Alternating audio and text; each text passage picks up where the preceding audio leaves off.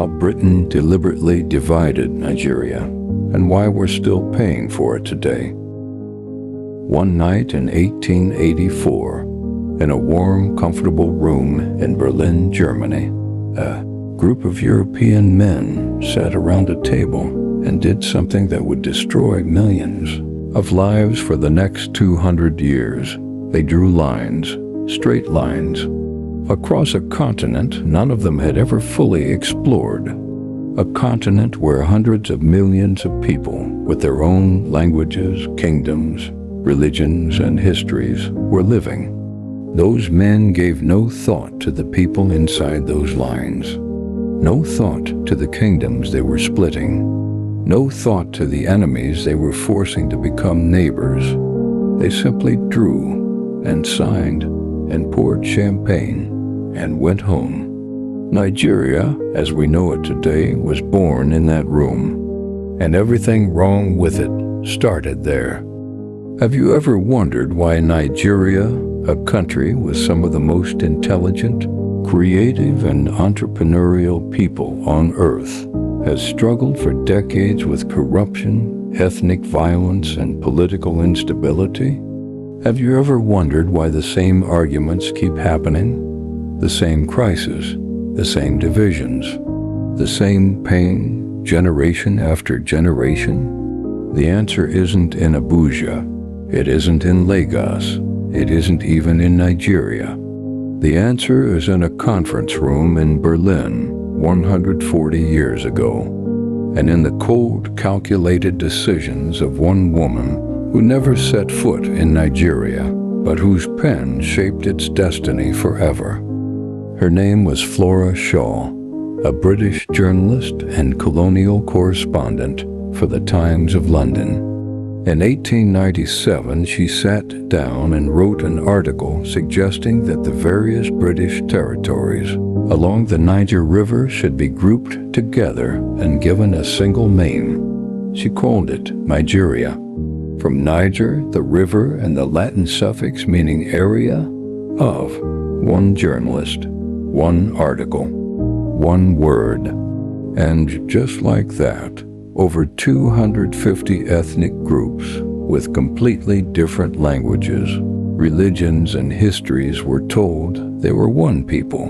Flora Shaw later married Lord Frederick Lugard, the British colonial officer who would become Nigeria's first Governor General. The woman who named Nigeria married the man who would rule it. If that doesn't tell you everything about how this country was built, nothing will.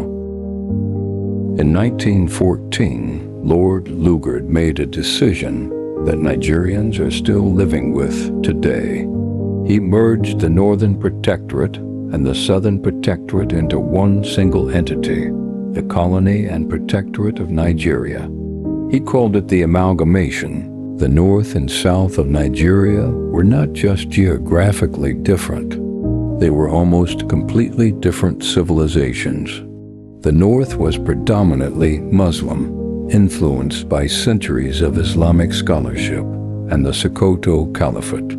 The south was predominantly Christian and traditionalist, shaped by coastal trade, missionary education, and dozens of distinct kingdoms, different religions, different legal systems, Sharia in the north, common law in the south, different educational systems, different economies, different everything. Lugard knew this. His own private letters, declassified and available today, show he understood perfectly well that these two regions had almost nothing in common. So why did he merge them? The answer is simple and brutal. The North was not economically self-sufficient. It needed the South's coastal trade revenues to survive. Britain needed one administrative unit, not two, to manage efficiently and cheaply. The amalgamation was not about Nigeria. It was about British convenience. Full stop. But merging the territories was only half of Britain's strategy. The other half was keeping the people inside those territories permanently divided, because a united Nigeria would be ungovernable by a foreign power. A divided Nigeria, where each ethnic group feared and competed with the others, was perfectly manageable. The policy was called indirect rule, and it was a masterpiece of colonial manipulation. Instead of governing Nigeria directly, Britain empowered local chiefs and emirs, giving them authority over their own people, but making them accountable to British administrators above them. It created a class of African collaborators who depended on British approval for their power. More sinisterly, Britain deliberately exaggerated ethnic differences. They conducted censuses that classified people by tribe, making ethnic identity an official category for the first time in many communities. They gave different ethnic groups different access to education, civil service positions, and resources, creating structural inequality between groups that had previously coexisted. The Yoruba in the Southwest were given early access to missionary schools, producing Nigeria's first generation of lawyers, doctors, and civil servants. The Igbo in the Southeast followed shortly after, but the North, where Britain ruled through Islamic emirs who resisted, Western education was kept largely without formal schooling for decades. When independence came in 1960, the educational and economic gap between North and South was enormous. Britain had spent 50 years building that gap, deliberately.